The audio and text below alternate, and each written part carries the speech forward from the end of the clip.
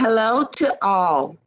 Welcome to the CMT Thought Leadership Series. With us today, we have Dr. Bob Castaneda, Program Director for the Accounting, Finance, and Management Programs. His presentation today is titled Living in an Inflationary World. Thank you for joining us, Dr. Castaneda. How do you define inflation and why does it matter? Inflation happens to be an increase in prices, and the increase in prices impacts everyone, from the groceries to buy goods to purchasing gas, even your real estate property. Taxes, by the way, are going to go up this year, especially. What happens is that as prices go up, individuals obviously may or may not be able to afford that because their paycheck is not keeping track with that. And because of that, I think a great example used in the news lately is with regard to real estate taxes. A lot of individuals are retired, for instance, but because the price of real estate goes up, they don't even have to move, meaning or relocate. What will happen is that the property tax assessor will identify what the new inflationary value is on the property, and they'll increase the taxes, the real estate taxes on that. And so inflation is one of those things that if individuals aren't aware of, they could be caught off guard fairly quickly with regard to their budget. So how has the U.S. fared with inflation in the past? Inflation is very interesting. I did an analysis from 1776 all the way through when President Obama was president, and on average, the U.S. inflation rate was about 3%. Some years it was a lot higher, some years a lot lower. I'll give you an example. Right after the country started, the inflation rate was rampant. We had hyperinflation at that time. It was around 30%. If we fast forward it with regard to the Jimmy Carter era, and you probably heard a lot about that in the news, where inflation again spiked. But at that time, we were around 12 to 15% inflation. The thing about inflation is that people's expectations are there, meaning that, and today we see that in the news, they'll talk about grocery manufacturers where they're anticipating on increasing the price of their goods because their costs have gone up, their raw material costs have gone up. So they have to increase the price that they're going to charge the retailer. And then of course the retailer is going to give us that price that as well as a markup for profit. So, when we look at inflation in the past in the U.S., it was very controlled. We have the Federal Reserve, who's responsible for keeping in check our inflation rate. But the issue is, of course, is that inflation occurs because the government prints money. Now, if we think about it for a minute, why would the government print money? Well, the federal government is the only one who has the regulation, the legislation to print money.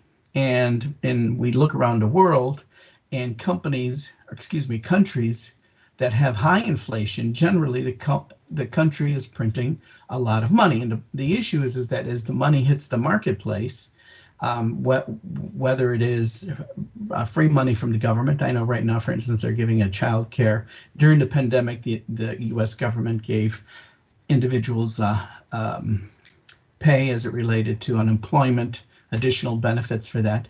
And what happens is individuals go to the store, whatever, and they start to purchase things. And then what happens is that you have very few goods going after with a lot of individuals wanting to pay for it because they have the cash. And so that's where the problem becomes as it relates to the federal government and its control over the monetary supply. Right now, the thing about inflation, the opposite, of course, is devaluation or depression. we had depression in the 1930s because at that time the federal government had they restricted the amount of money supply in the marketplace. And once they did that, there wasn't a lot of cash in the marketplace. Prices started to go down. People were losing jobs then, and they could no longer afford to feed their family. So inflation is one of those areas that we could probably do a better job at with the federal government in trying to control the spending of the government, because like I said, the government is either going to print money or they're going to tax us. A lot of individuals refer to inflation as a hidden tax. And so it's a hidden tax because realize the impact that the government does when they decide to release money in the marketplace. And releasing money, of course, is basically giving it away to citizens. And so we hear a lot of that in the news with regard to the $1 trillion spending, and each political side of the party is for and against giving out additional monies to the citizens, especially because what will happen is that people have an entitlement of, in other words, this is my money, and when I refer to entitlement, and because of that, the expectations of the individual is they want more of it, and sometimes that won't happen. The problem is, if you think about inflation, inflation in the beginning is a good thing because everybody's getting more money.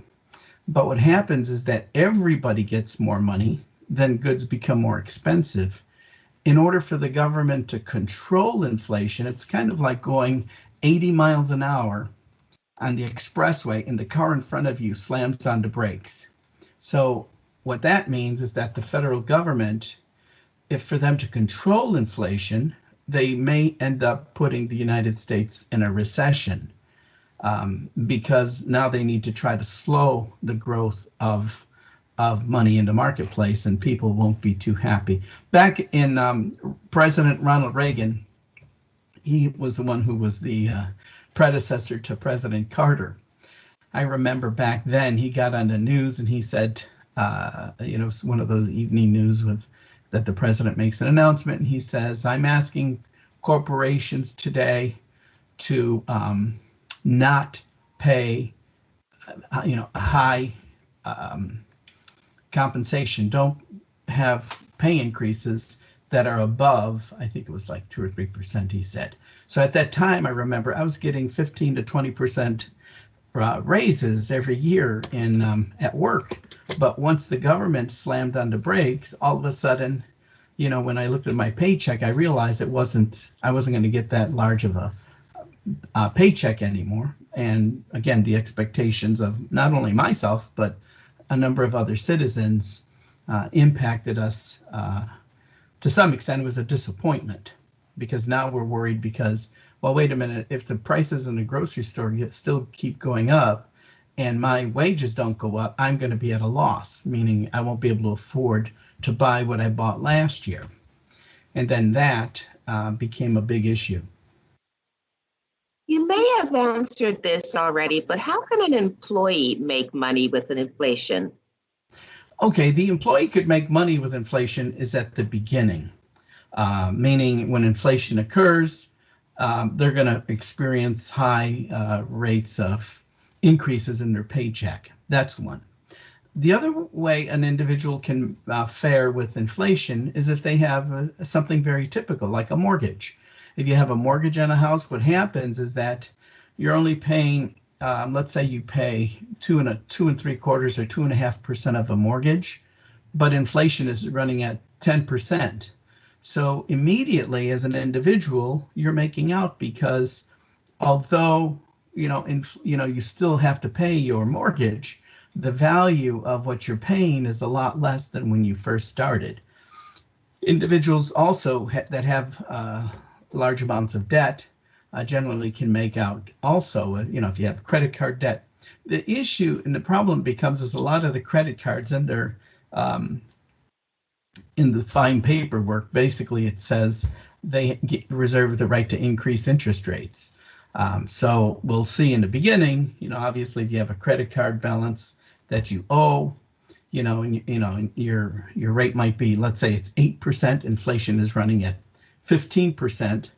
The credit card company in about 3 months will increase the interest rate on that credit card that you have to pay to not only inflation, but also they would include an amount of profit. So if the inflation is 15%, let's say they tack on 3% profit. So now they're going to charge you interest rates of between 18 to 20% because of that. But so individuals can make out, but it's very short term.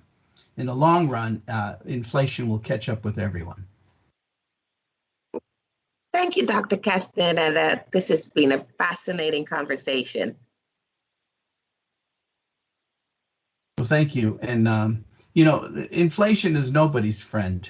I've often said I had a chance to experience it here in the US as well as in a number of international markets. I remember I was in Mexico working there, and the inflation rate at the time was about 300%.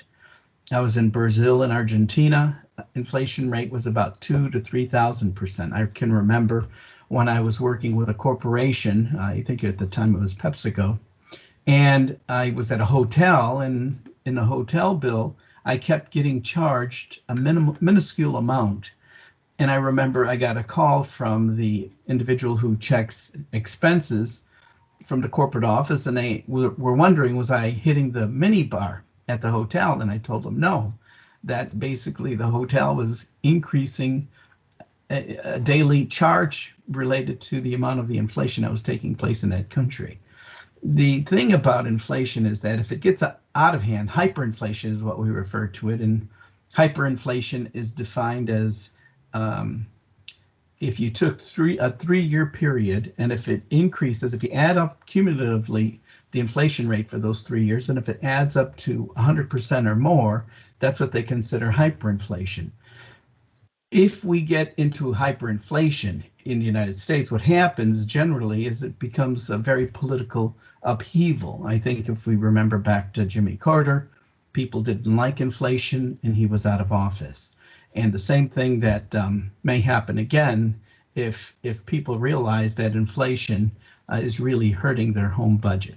But thank you very much, and I'm pretty excited about this topic. I know it's interesting. We always live in a world that you can read in the history books, but now we're actually living it, and that's the exciting part of having additional knowledge in the area of accounting, finance, economics, management that you can apply to real world scenarios. But thank you.